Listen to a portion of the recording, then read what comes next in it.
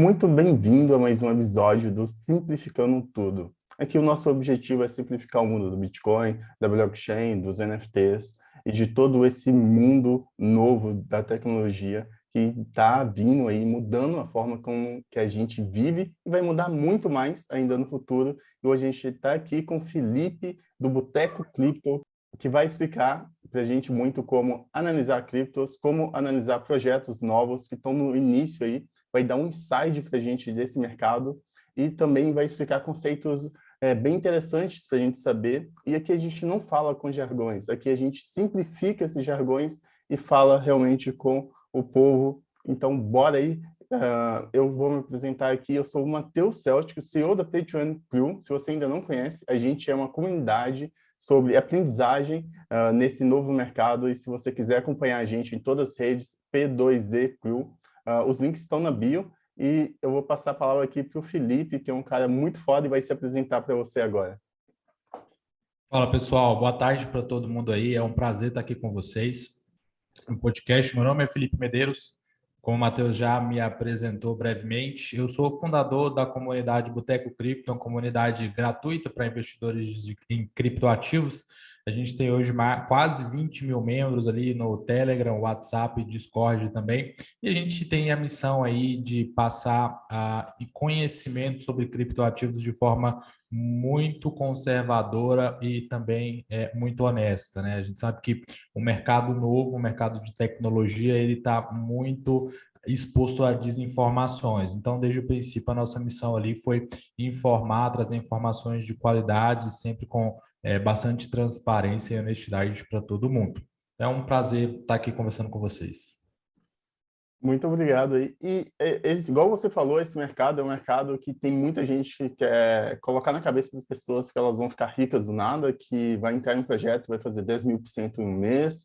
Mas, na verdade, esse é um projeto que está mudando o mundo. É um mercado que cresce ao longo dos anos. Se a gente pegar desde o seu início ali, o Bitcoin veio de 2009 ali, e desde o seu início ele vem trazendo evoluções, entregando evoluções ao longo do tempo, trazendo novas dinâmicas. Depois do Bitcoin surgiu outras criptomoedas que fazem coisas bem diferentes e é um mercado que está mudando o mundo.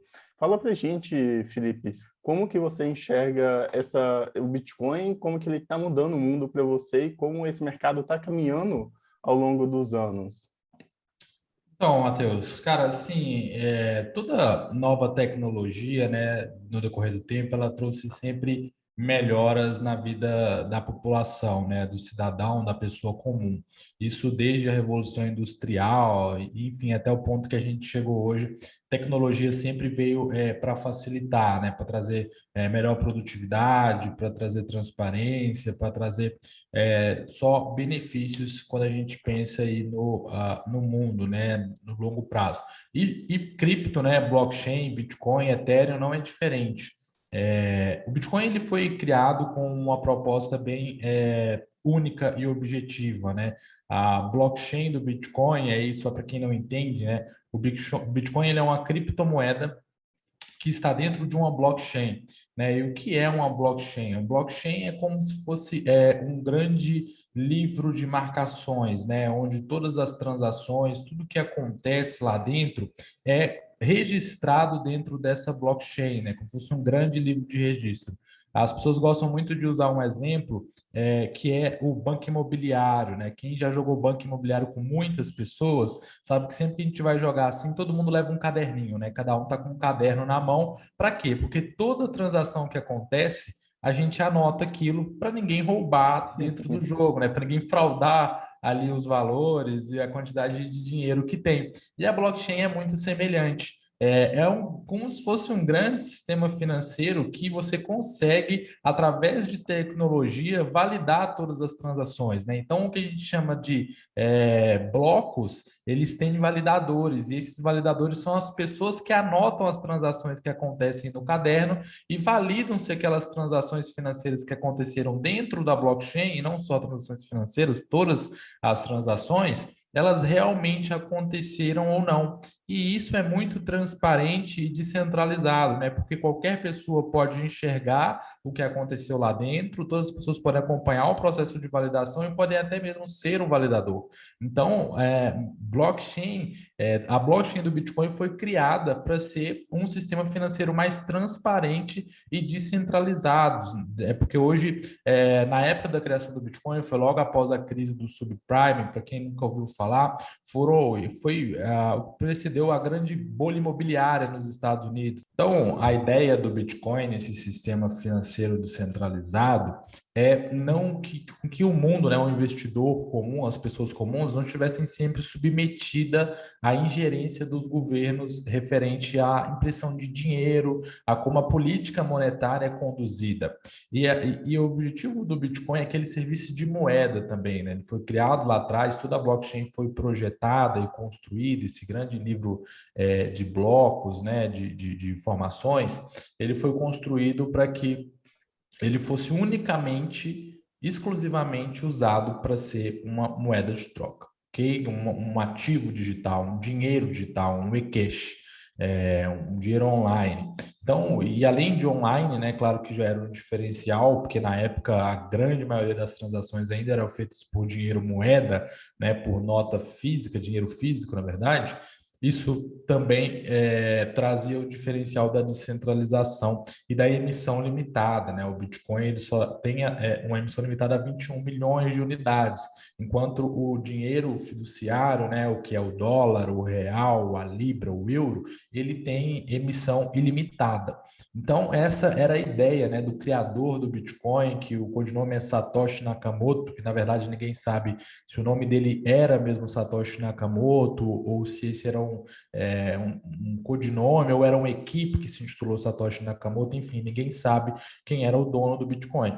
E ele não expôs a sua identidade justamente com o propósito de se proteger e também tornar o Bitcoin ainda mais descentralizado, né? Porque quando você não tem um dono, ninguém que tem absoluto controle sobre aquilo ali, os governos não têm a quem pressionar, intimidar para desfazer todo esse negócio que estava nascendo ali, e também as pessoas passam a ter mais confiança porque não dependem de uma só pessoa, dependem de uma rede, né, de uma ideia.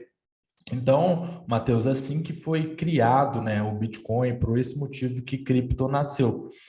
O fato é que depois do nascimento do Bitcoin, de estudo a ser gerado ali essa ideia, foram criadas, né, ou diversas outras blockchains, e blockchains até com outros objetivos. Enquanto o Bitcoin é uma blockchain com o único objetivo de ser uma blockchain que hospedaria a moeda, o ouro digital, né, a moeda de troca do mundo, a Ethereum, por exemplo, que é a segunda maior blockchain hoje, ela foi criada para ser uma blockchain de uso geral, né, onde diversas aplicações podem ser construídas lá dentro.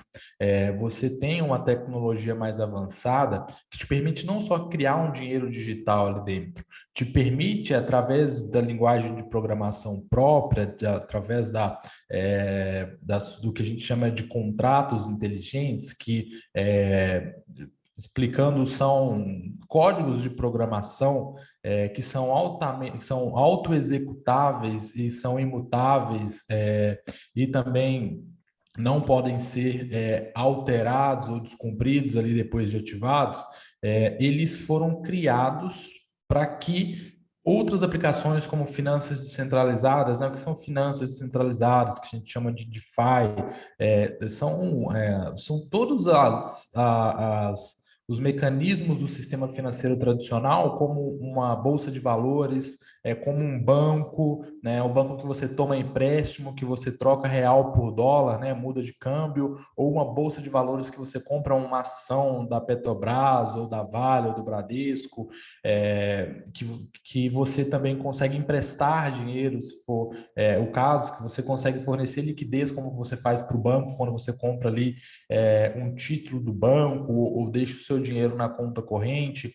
Então, várias aplicações foram criadas na esteira do Bitcoin, né? Várias outras blockchains que permitiram que aplicações descentralizadas foram criando. E além do sistema financeiro, existe também outras coisas que foram sendo construídas dentro de blockchain. Você tem o exemplo mais recente de games e NFTs, né, que o Matheus fala bastante aqui. Isso também foi criado dentro de blockchain de maneira descentralizada, né, fora do mercado tradicional. Os games, principalmente, quem conhece de games no mercado tradicional, você tem grandes estúdios como a Blizzard, como a EA Games, como a Ubisoft, que são no mercado tradicional, então a blockchain visa também absorver essa demanda. Existe também outras aplicações mais simples, como o Dropbox, né, que é um data manager, um armazenador, um gerenciador de dados. Então, também existem essas aplicações dentro de blockchain. Serviços de streaming de áudio já também estão sendo criados dentro de blockchain. Então, assim, diversas aplicações vêm sendo criadas, né, dentro das blockchains. Então, e blockchain permite que isso seja feito de forma, como a gente já falou lá atrás, transparente e também descentralizadas, né? Você não depende de uma empresa, você não depende de uma estrutura do mercado tradicional, né, do mundo físico para isso funcionar. Você faz isso através da tecnologia dos contratos inteligentes. Não sei se eu fui claro para explicar aí a blockchain e os seus efeitos no decorrer do tempo. É bem legal, você trouxe aí várias aplicações. Eu brinco que a blockchain é uma caixa de Pandora. Ela abriu todo um novo mercado, uma nova forma de enxergar o mundo e de fazer coisas também. Agora a gente consegue criar um mundo descentralizado, onde que a gente não depende de confiança, ah, em partes, como você falou do contrato inteligente. A gente consegue fazer contratos que, depois de assinados, a gente consegue verificar dados para ver se ele foi cumprido e o pagamento, por exemplo, pode ser executado automaticamente. Você não depende de confiar em uma pessoa, você está confiando no código ali escrito, que pode ser, e sempre é o ditado dos principais projetos, pelo menos, e trouxe uma nova forma de criar valor, uma nova forma de distribuição de riquezas também, e de criar empresas mais em volta da comunidade, porque a gente vê hoje um sistema de pirâmide nas empresas.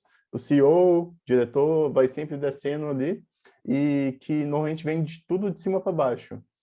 Hoje, a gente, com esse sistema, a gente consegue criar meio que um efeito de rede também nas empresas, graças à blockchain e algo chamado de DAO, que é é, em português seria organizações descentralizadas Automatizadas. autônomas, que a gente ainda não está nesse nível, é muito poucas que a gente consegue, eu acho que não existe nenhuma organização que está no nível 100% autônoma e descentralizada. A gente está num processo muito inicial ainda desse novo modelo de gerenciamento de organizações e muito experimental. Mas é uma nova forma aí também que, com a blockchain, a gente vai conseguir ter um novo modelo de negócios aí para o mundo empresarial também, um novo modelo de governança que pode ser usado para comunidades, para países no futuro, quem sabe, e muitas outras aplicações. Então, a gente vê que a blockchain tem esse poder ilimitado de criar aplicações, e que, ao longo do tempo, ela está sempre trazendo coisas novas. Então, eu mal posso esperar para o próximo ano para ver o que vai acontecer. E isso é fantástico, só que isso traz também um perigo muito grande, que as pessoas estão prometendo coisas aí inviáveis, as pessoas estão pegando dinheiro, arrecadando dinheiros com forma de tokens ou NFTs, e, na verdade, elas não estão fazendo os tokens e NFTs para um fim, mas sim para criar uma pirâmide. No Brasil, isso que mais acontece, infelizmente. E eu queria pedir ao Felipe para ele falar um pouco como identificar um projeto real que está criando um valor de uma pirâmide. Qual é essa diferença? O que você olha ali primeiro para você identificar isso? Claro, Matheus. Cara, assim, quando a gente fala de pirâmide, né, é algo que não é novo, né, não é exclusivo do mundo cripto, né? As pessoas atribuem muito aí. A gente teve uma narrativa muito ruim de 2016 ali até 2020. Todas as matérias que você via na mídia tradicional até no Fantástico já saiu diversas vezes ali, era relacionando o Bitcoin à pirâmide, né? Há pessoas que se aproveitaram ali para fazer esquemas fraudulentos de pirâmide. Mas isso, os caras usam marca de perfume, marketing multimídia, suplementos, assim, usa tudo que você pensar para fazer algum esquema de pirâmide, para tentar enriquecer de forma ilícita, né? Ilícita. E eu nem sempre consigo culpar o criador da pirâmide, né? Eu acho que alguém que entra em algo que promete lucros irreais e consegue comprar aquela narrativa ali, de certa forma ela é tão culpada quanto quem criou, né? A ganância é muito maior do que a inocência, né? Não acredito que alguém fale, ó, me dá R$ 1.000 que eu vou te pagar 10% ao mês, né? Isso não existe conta que feche para onde essa pessoa vai conseguir ali manter essa rentabilidade mensalmente de forma perene. Então, em cripto, isso aconteceu primeiro lá atrás. Com o Bitcoin, né, as pessoas primeiro pegavam o seu dinheiro, eles prometiam te pagar mensalmente.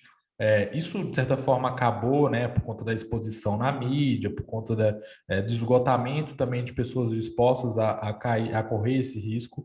E isso meio que mudou de patamar, assim, né, mudou de forma de agir. Hoje você tem pessoas criando pirâmide financeira, como o Matheus falou ali, emitindo tokens que não têm valor nenhum e atraindo pessoas a comprar aquilo, dizendo que aquilo tem algum valor, né? Então, quando a gente fala principalmente de games play to earn, a gente teve no começo do ano e no final do ano passado uma enxurrada de games que eram basicamente interfaces muito pobres que você só clicava, né? Então não demandava nenhuma estratégia, não demandava nenhuma dificuldade e também não era divertido e só atraía capital mercenário, né? Com a promessa de que aquilo ali poderia trazer altas rentabilidades, né? A pessoa investia R$ 10.000 e com um mês e meio ele já tinha aqueles R$ 10.000. Só que isso também era um esquema de pirâmide, né? Porque esses R$ 10.000 que você tirava com um mês e meio eram pagos por pessoas que estavam entrando agora, né? Que compravam esses tokens de você para poder entrar na pirâmide, né? Porque para entrar na pirâmide do jogo tinha um custo, que era aquele investimento inicial para comprar ali os seus bonequinhos ou as suas cartinhas ou o que seja que o jogo te apresentasse como porta de entrada. Então, esses jogos também eram muito fáceis de se identificar esse esquema, né? Por quê? Como você identifica um projeto, e aí, por exemplo, se a gente quiser falar de jogos, né, que foram que as pessoas mais perderam dinheiro recentemente aí com promessas fáceis, né? Você precisa avaliar se esse projeto de jogo ou de que quer que seja, se ele tem capacidade de gerar receita simplesmente porque ele atrai algum nicho específico que não quer ganhar. Ele só quer somente usar aquele produto, ou aquele serviço, ou aquela aplicação e está disposto a pagar para usar aquilo ali. E por quais motivos as pessoas pagam para usar um produto, um serviço? Quando a gente fala de jogos, por exemplo, a gente fala de pessoas que querem se divertir, né? Pessoas que querem brincar, pessoas que querem passar um tempo ali se divertindo, pessoas que querem ter algum destaque dentro daquele ambiente, pessoas que querem com seus amigos ali se aventurar, enfim, as pessoas. A indústria de jogos é uma indústria bilionária, né? Se você pegar a receita de empresas como a Ubisoft, até a Riot do League of Legends, da Steam, que tem o CS, o Dota, você vê que as pessoas despendem dinheiro naquilo ali, né? A Blizzard com o World of Warcraft, as pessoas gastam dinheiro. E eu mesmo sou uma pessoa que já gastei muito dinheiro para jogar, muito Entendo, dinheiro, entendo né? esse sentimento. Cara, a minha esposa fica muito nervosa comigo porque eu falei um dia, comprei uma roupinha, eu jogo Dota, né? Que é um jogo na Steam. E eu paguei R$ 150 numa roupinha pro boneco que não tinha nenhum efeito dentro do jogo. E aí eu falei com ela, nossa, eu tô pensando aqui, eu paguei R$ 150 numa roupinha do boneco que não muda nada no jogo, é só porque é mais bonito.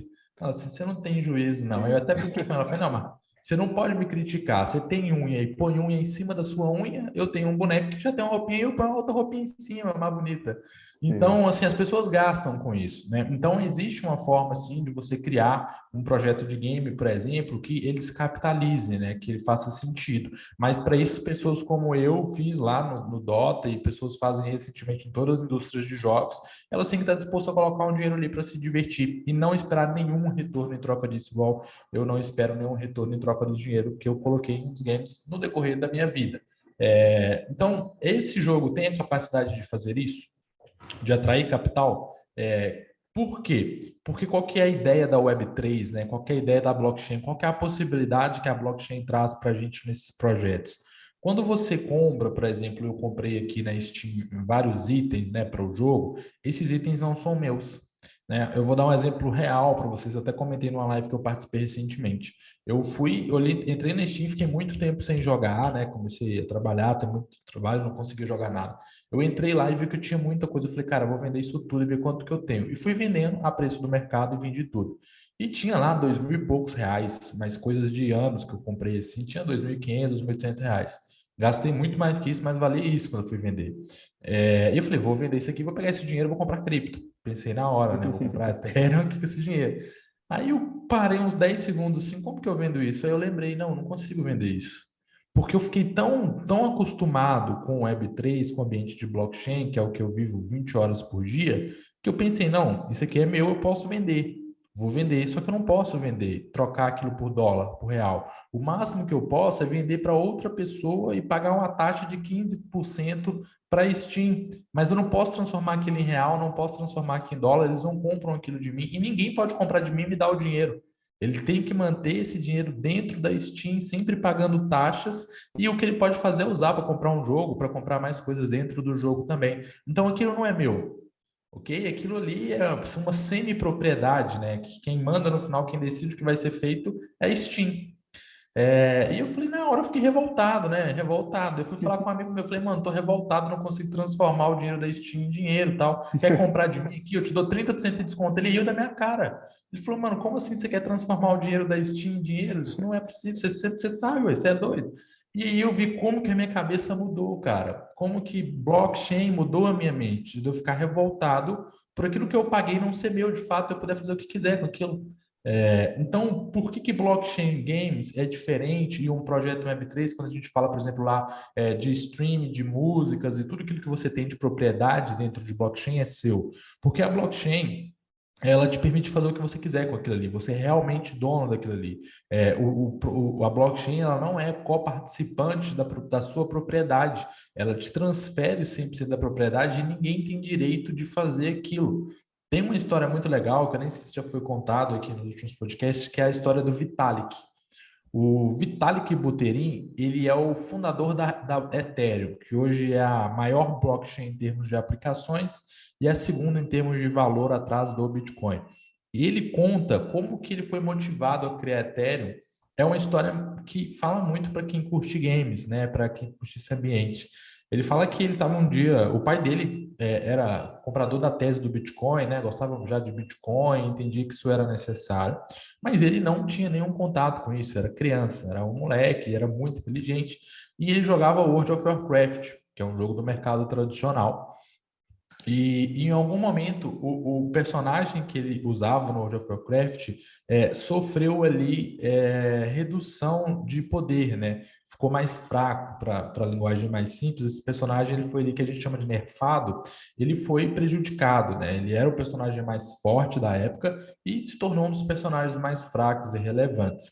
E o Vitalik tinha esse aí que ele tinha gastado várias horas, vários meses da vida dele, e ele conta, né, com exagero, de que ficou super revoltado, chorou por vários dias, mandou e-mail para a Blizzard, disse que aquilo era um absurdo e ficou inconsolável com aquela mudança. E ele disse que a partir dali ele nunca mais jogou World of Warcraft e colocou na cabeça dele, né, por aquilo que ele já tinha ouvido do pai dele, que ele poderia criar também, se a moeda descentralizada que não tinha um dono poderia ser criado, ele acha que o jogo poderia ser criado também de forma descentralizada, sem ter que ter um dono, né? Alguém que decidisse sem ouvir ninguém, porque a Blizzard não perguntou para ninguém se ela poderia fazer aquilo ali, se era legal, se não teve uma votação, não teve nada, eles simplesmente decidiram sem avisar e sem consultar. Então, a partir daí, ele começou a pensar isso, por que as empresas poderiam decidir sobre a propriedade dos outros, né? Aquilo que os outros gastaram muito tempo para construir. E isso se aplica não só a jogos, né? Se a gente for avaliar royalties de música, royalties de obras de arte, sobre dados que são alocados na rede, sobre dados que você transfere propriedade para quando você vai navegar na internet, por exemplo, quem nunca está conversando com alguém e falou, cara, nossa, eu preciso comprar um tênis para jogar futsal. Né, comecei a jogar futsal ali e comenta com alguém na rua a primeira vez na vida. E aí, quando abre o celular, entra no site aleatório, globo.com, o primeiro que anúncio que tem lá é um tênis de futsal. Você fala até esse que é o diabo. Tem condição. Eu nunca Da onde você viu pesquisei. nisso? Eu nunca pesquisei por que tem um tênis de futsal na Netshoes me vendendo aqui. Eu só falei com o cara, como é que ele sabe? Estou lendo a minha mente. Não, é porque todos esses dados que você produz não são seus. O que você fala perto do seu celular, é o microfone da Google capta, né? Está conectado ali, a Alexa. rede, Alexa, a Siri, a Alexa, a Cortana aqui do Windows, tudo isso, esses dados não são seus, né? Eles são de uma empresa que vende esses dados. Para quem que eles vendem? Para quem oferece o produto que você deseja. Então ele vê, pô, o Felipe digitou aqui ou conversou com alguém sobre tênis. Vou vender isso aqui para empresas que vendem tênis. Ele falou sobre ar-condicionado, está muito calor. Ele está conversando com alguém no WhatsApp sobre isso. Falou para o amigo dele, nossa, cara, que calor. Aí todo mundo que digita calor, ele vende para uma empresa que negocia ar-condicionado. E essa pessoa fica anunciando para você, para te induzir a comprar aquilo. Então, por que isso não parece nada, mas é muito ruim? Porque, cara, esses dados deveriam ser seus, você deveria ter direito sobre isso. Primeiro, você deveria ter privacidade, desses dados não serem vazados. E se você quer abrir mão dessa privacidade, você deveria ter direito de negociar isso. Então, blockchain ele te dá essa possibilidade de você navegar numa internet em que você é dono dos seus dados, né? Em tudo aquilo que, não só o que você produz de conteúdo ou o que você compra, né, para seja ali um personagem de um jogo, uma música que você tem criada enfim, na internet, ou seja, uma arte, tudo que você produz, ele passa a ser realmente seu e você pode negociar aquilo livremente com o que você quiser, né? Você deixa de ser de ter que ter todo o seu conteúdo que você produz de forma individual, compartilhado com grandes empresas de tecnologia e até mesmo com governos. Então, esse é um dos propósitos hoje da blockchain e assim, quando você, voltando no tema lá atrás, né, como que você vai identificar um projeto cripto? Você tem que primeiro ver a capacidade disso gerar receita, né? Olha o tanto de coisa que eu falei.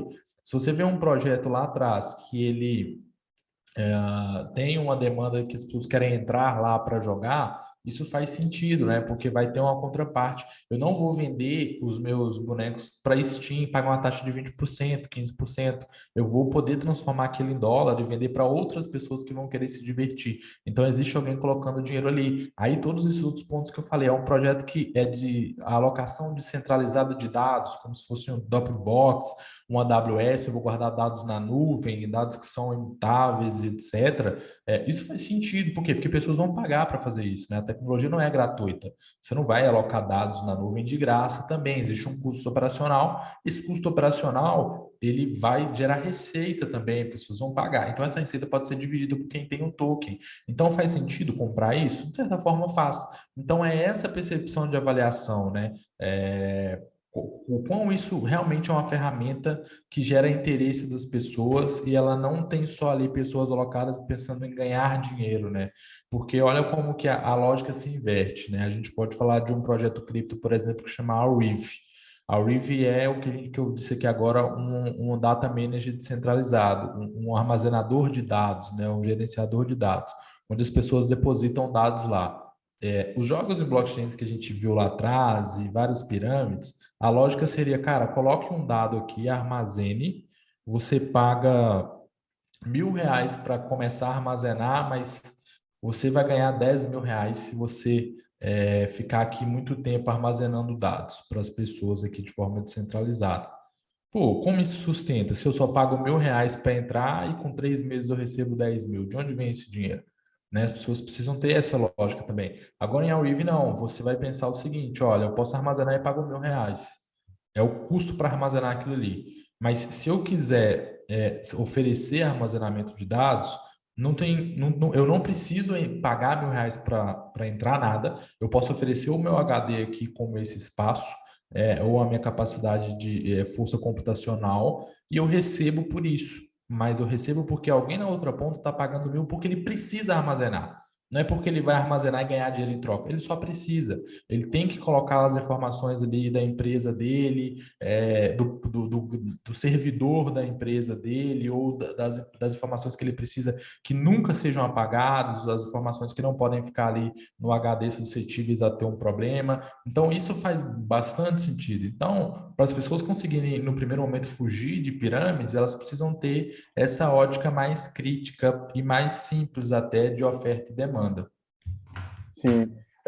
Você falou vários pontos muito interessantes. Eu vou começar por esse primeiro ponto, que é como encontrar um projeto ali que faz sentido.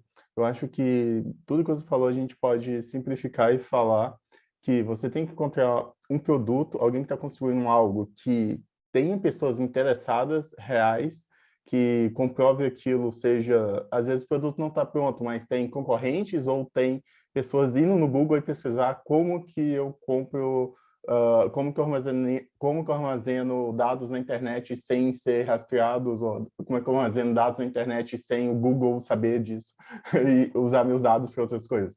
É bem interessante. E também na parte de jogos, eu venho falando muito e pegando muito na tecla que eu acredito que o futuro dos jogos Play to Earn é muito mais NFT do que tokens, na minha concepção, pelo menos.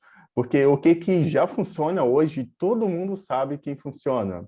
São jogos divertidos, legais, que a gente passa horas por dia jogando, às vezes, e que você joga e paga ali para ter uma skin, você paga ali para ter um item cosmético, e você, aquilo não faz diferença tanto na gameplay, mas você gosta do personagem, você se identifica com o personagem, e você está ali gastando tempo do seu dia e você quer ter algo mais bonito, algo mais legal, que te dê uma sensação, às vezes, até de status online, que você tem uma skin bem legal assim, todo mundo olha, olha aquele cara, ele tem uma skin super legal. Eu acho que o futuro dos games Play to Earn está mais nessa vibe. Eu também acredito que existe MMOs que você vai ter o seu personagem, vai poder upar e vender ele. Isso já existe no caso do MIFO. E eu acho que isso vai ser algo bem maior no futuro. O MIFO, ele, na minha concepção, ele tem um problema muito grande no Token Economics, mas a gente pega para olhar o mercado como um todo mercado, todo jogo que tem essa emissão de tokens tem um problema muito grande na Token Economics, porque, na minha concepção, eles estão focados em gerar valor instantâneo ali para quem está gastando tempo, que é esse token que ganha algo, sem gerar um valor para a rede, sem gerar um valor para o game em si. Eu acho que isso é uma coisa que vai ser modificado ao longo dos próximos meses, anos aí, que é algo que todo mundo quer descobrir como fazer. E os melhores projetos que eu vejo hoje no mercado de Play to Earn, alguns têm tokens, mas esses tokens são de governança, que são tokens que servem para decidir o futuro do jogo, como o Felipe estava falando ali, você vai ser tokens que você vai usar para, pô, eu quero que o balanceamento do jogo está muito ruim, vamos mudar? Aí todo mundo vai lá e vota para mudar o balanceamento do jogo. E eu acho bem legal essa pegada, só que eu não sei o quão de valor tem nisso para jogos que estão iniciando e não tem ninguém lá dentro ainda. Eu acho que o mercado de jogos Play to Earn é algo muito novo, algo que, na minha concepção, tem um potencial de disrupção gigante, mas é algo que a gente não sabe ainda como vai funcionar exatamente da melhor maneira possível. Diferente que a gente já sabe como que o Bitcoin vai funcionar. O Bitcoin tem uma única visão, um único propósito, e ele faz aquilo muito bem. Agora, a gente pega outro tipo de blockchains, como a Ethereum, que tem milhares de aplicações dentro que cada uma pode fazer alguma coisa diferente. Aí já é um outro ponto. Mas, voltando para o início de novo, O importante aqui é você identificar que o projeto realmente tem demanda, pessoas interessadas em usar o produto ou o jogo, ou o que eles estão produzindo, simplesmente porque o produto agrega valor e é um produto útil. Utilidade. É útil para a pessoa, ela facilita a vida da pessoa ou agrega algum valor em algum sentido para a vida da pessoa e ela vai estar a fim de usar aquilo sem pensar, tipo, eu vou colocar dinheiro nisso para ter que ganhar. Aí vem o outro lado, né, que são os investidores, que talvez seja eu, seja você, que vê esse outro lado interessado nesse projeto e a gente coloca dinheiro para ajudar o projeto a construir o produto, a ajudar o projeto a ganhar mercado ou seja o que for, ou ver, por ver essa necessidade do outro lado. Eu acho que esse é o principal ponto em economia, né? A gente falando em economia, oferta e demanda é o principal ponto. E eu acho que essas outras falas suas sobre o Web3, para quem não sabe ainda o que é o Web3, a gente começou o Web1, na minha concepção, pelo menos na década de 90, comercial, onde que você ia no Google, ia no yahoo.com.br ali, clicava em um link e ia para outro link, depois lia um pouco, tinha uma imagem ou outra, essa era a Web 1. A Web 2, 2004 até hoje, a gente está em processo de transição, que é quando a gente, como usuário, começou a criar informações, a gente começou a criar comunidades, colocar vídeo no YouTube, postar no Facebook, postar no Twitter, a nos expressar na internet. Então, ali foi criadas as primeiras comunidades, e hoje a gente está em um processo de início de Web 3, que é onde que a gente falhou na Web 2, na minha concepção, é que quem que é o dono de tudo que a gente faz online ali é o Facebook, é o Google, é a Amazon. Agora a gente está pegando e tentando inverter essa lógica e em vez de só produzir e entregar valor para essas empresas gigantes que controlam o mercado da tecnologia hoje, nós estamos tentando criar e entregar esse valor para a gente mesmo, para todo mundo ganhar. A empresa que fornece o serviço ganhar também, mas a gente também ganhar por aquilo que a gente faz. E a Web3, na minha concepção, é tudo sobre liberdade. A Web1 é sobre disponibilizar acesso à informação para todo mundo. A Web2 é sobre comunicação e comunidade. E a Web3 ela pega tudo isso e acrescenta liberdade na minha concepção. Então, a gente é dono dos nossos próprios dados, a gente é dono do nosso próprio Twitter, a gente é dono do que a gente faz e é dono da gente mesmo, no final. Porque o que acontece hoje, o Google, o Facebook, conhece a gente melhor do que a gente e manipula. Eles têm o poder de manipular a nossa vida, essa é real. E com a Web3, eles perdem esse poder porque eles não têm acesso aos dados, a não ser que a gente queira passar para eles os dados. Felipe, eu queria pedir para você dar uma concepção assim geral, na sua opinião, o que vem pela frente aí no mercado. Você está vendo algum vertente diferente que você está prestando mais atenção no mercado para esse próximo ano? O que você acredita aí que vai vir para o futuro mais quente aí, que a gente está meio baixo dos panos ainda, ninguém sabe mais ou menos? Tem algo assim que você está de olho? Eu tenho, cara, uma tese principal e uma subtese, assim, para desenrolar depois da primeira tese, tá? A minha primeira tese é que os ativos mais valorizados em cripto para os próximos anos, eles vão ser as plataformas de contratos inteligentes, que são as blockchains, né? A gente já falou aqui da Ethereum, existe também a blockchain Solana, a blockchain Avalanche, a blockchain Phantom. Existem diversas blockchains com finalidades algumas parecidas e outras finalidades mais específicas, né? E até características diferentes que proporcionam essas blockchains terem nichos próprios de usuários, tá? E dando um exemplo da Solana, que muito provavelmente vai ser a blockchain mais utilizada para blockchain games. Você tem a Avalanche, que vai ser utilizada por empresas privadas que precisam construir os seus sistemas, né, as suas aplicações de forma mais escalável, transparente. E você tem Ethereum, que vai ser uma blockchain de uso geral para transações mais caras, para as transações mais complexas e que demandam uma maior quantidade de valor, né, de dinheiro. Então você tem diversas aplicações, diversas blockchains que vão atender a alguns nichos, né? E como o próprio Matheus falou aí, é uma caixa de Pandora. A gente está muito longe de descobrir qual é o real potencial que uma blockchain pode ter em termos de criação de aplicações.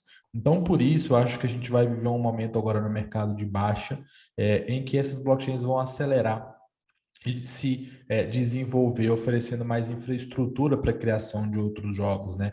De outras aplicações. Que não adianta nada falar assim, eu acho que vai ser DeFi, eu acho que vai ser games, eu acho que vai ser aquilo, que vai ser aquilo. Não adianta se você não tem uma infraestrutura para criar isso. Qual que é a infraestrutura? É a blockchain. Então, as blockchains elas precisam melhorar, né? Ethereum mesmo tem problemas de escalabilidade, a Solana tem problemas porque as taxas são baixas, e aí é fácil de você fazer um ataque, né? Você gerar muitas transações e derrubar a blockchain. A Solana também tem problemas ali, porque é basicamente uma cópia da Ethereum e não traz diferenciais para construção. Então, eles estão começando a construir agora o que a gente chama de subnets, que são essas blockchains privadas que eu citei, blockchain se desenvolvendo e criando mais infraestrutura para isso acontecer, tentando resolver problemas Peraí, de você só volta arquitetura. um pouco na... Quando você começou, você falou da Solana e depois cortou a internet, eu acho. De- Depois da Solana. Você tem também a Avalanche, que eu citei aqui agora, que ela é basicamente uma cópia da Ethereum, então ela está buscando construir de produtos diferenciados para entregar e para ser também competitivas, que é justamente o que eu falei agora aqui, que são o que a gente chama de subnet, que é como se fossem blockchains customizadas e privadas que podem ser utilizadas por grandes empresas.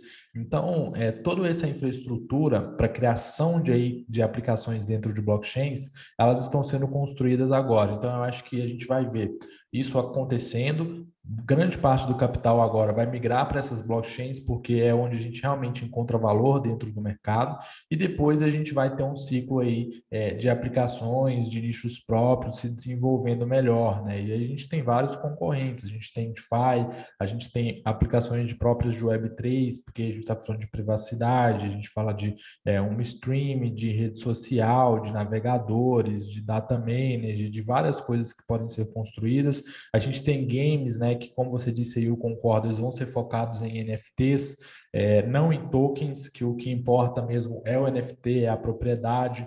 Então a gente tem diversas coisas que vão entrar depois. Então, a primeira tese que eu acho que as blockchains vão ser os ativos mais valorizados, porque eles são mais capitalizados também, eles têm mais dinheiro e mais investimentos para se desenvolver durante um mercado de baixa, um mercado que a gente tiver um pouco morno, e eles capitalizam todo o crescimento do mercado, né? Independente do que acontecer, do qual é o setor que vai crescer mais, ele vai ser dentro de uma blockchain. Então, a blockchain vai capitalizar isso.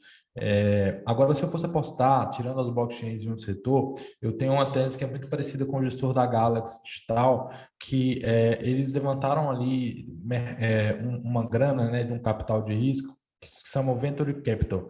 Quem não conhece, são empresas que pegam pessoas que que investem em risco, né? Esse cara chama VC Investment, o cara pega um dinheiro que ele quer correr o risco máximo para eles normalmente investem em startups, né? E agora estão investindo em cripto também já há alguns anos. Então, ele levantou ali 400 milhões de dólares de pessoas que querem investir em altíssimo risco para ter uma simetria muito alta. Ele pegou esses 400 milhões, né? Claro que ele já investiu muito mais, mas o último levantamento foi de 400 milhões, e falou: eu vou colocar 200 milhões para o desenvolvimento do ambiente de jogos em blockchain. E por que eu estou fazendo isso? Eu estou fazendo isso porque eu acho que para a gente ter uma nova bull run, para que as coisas andem, a gente precisa atrair novos usuários. Novas pessoas precisam conhecer cripto, blockchain, não só saber o que é, elas precisam usar. E eu acho que o público-alvo mais fácil, né, o público-alvo que mais vai se habituar à blockchain e que vai trazer esse dinheiro novo, esses novos usuários, são o público de games, né? Porque é algo que faz total sentido ser construído em blockchain e já é algo que é atrelado à tecnologia. E o mercado pede muito para que algo dessa forma aconteça e democratize o acesso e as receitas, aquilo que é construído dentro de um jogo. Então, essa é a tese que ele investiu aí 200 milhões de dólares recentemente, e para mim faz bastante sentido também. Eu vejo muitas empresas do mercado tradicional já migrando recentemente a Krafton, que é a empresa criadora do PUBG, né, é o estúdio que criou o PUBG, ele anunciou que fez um contrato ali com a blockchain Solana para desenvolver produtos dentro e também prestar consultoria para produtos que estão sendo desenvolvidos dentro da blockchain, dentro do ambiente Web3. Então, é o movimento mais adiantado que eu vejo de empresas migrando para dentro de Web3 e são as maiores possibilidades de que isso também saia e atinja o público que está fora hoje em games blockchain. Show. Eu com certeza vejo, na minha concepção, dois mercados assim para os próximos 2 anos, que é o mercado de games e o mercado de NFT, como colecionáveis, utilidade. E eu vejo isso, na minha concepção, vindo muito forte, porque as pessoas do mercado de games já compram itens online, já transacionam dentro de marketplaces desses próprios games, alguns, como no caso do Dota, dá para você vender ali, mas você deixa o dinheiro dentro da Steam. Então, já está acostumado a usar ferramentas online para criar essas transações que a gente pode ser feito em outro level no Web3, igual a gente estava falando, onde que a gente é dono dos itens que a gente realmente tem e não tem um recibo ali que você é dono de um item que é da outra empresa, mas está sob sua custódia, basicamente. Seria isso o Web 2 hoje. E eu acho que esse potencial que você desbloqueia, uma vez que você desbloqueia, começa a entender que isso é possível você ser dono do seu item, é possível você ser dono de você mesmo online, e não tem uma volta mais. E o mercado de NFTs eu vejo muito por causa da questão de storytelling e de identificação também. Eu tenho vários projetos NFTs, pessoalmente, que eu me identifico muito, e tanto com a arte, tanto com a comunidade em volta do projeto. Então, são coisas que você acaba pegando um... Qual que é a palavra? Você acaba se sentindo conectado de uma forma emocional com o projeto NFT, e aquilo gera, além de um valor que pode gerar em dinheiro, gera um valor emocional que você está participando e sendo parte de uma comunidade ali. E eu acho que isso ao longo dos próximos 2 anos ainda vai crescer muito ou mais, mas eu vejo esses dois mercados assim incríveis e todos eles estão dentro do que você falou aí, nessa segunda tese principalmente. Mas eu queria realmente agradecer muito, Felipe, por você ter aceito o convite e estar aqui no Simplificando Tudo e ajudando aí todas as pessoas, todos os nossos membros da crew, que a gente gosta de falar aqui, que é da nossa comunidade aí, a aprender mais sobre a blockchain, sobre NFT, sobre games, sobre Web3. A gente falou de tantos assuntos muito legais aqui. Eu queria pedir para você se despedir do pessoal, deixar aí seus contatos, onde que eles podem te encontrar. Claro, foi um prazer estar aqui com o Matheus, falando para vocês. Sempre bom poder conversar e falar de cripto. As minhas redes sociais, eu uso ali principalmente o Twitter e o Instagram. No Twitter, o meu arroba é arroba M3DeirosFelipe e no Instagram é o contrário, né? Arroba Felipe M3Deiros, né? Então, no Twitter, Medeiros Felipe e no Instagram, Felipe Medeiros, sempre usando o E ali depois do M de Medeiros. Então, vocês podem me encontrar lá, eu estou produzindo sempre bastante conteúdo e trazendo bastante opinião e informação gratuita lá. Show, muito obrigado, crew. Até o próximo episódio. Tamo junto.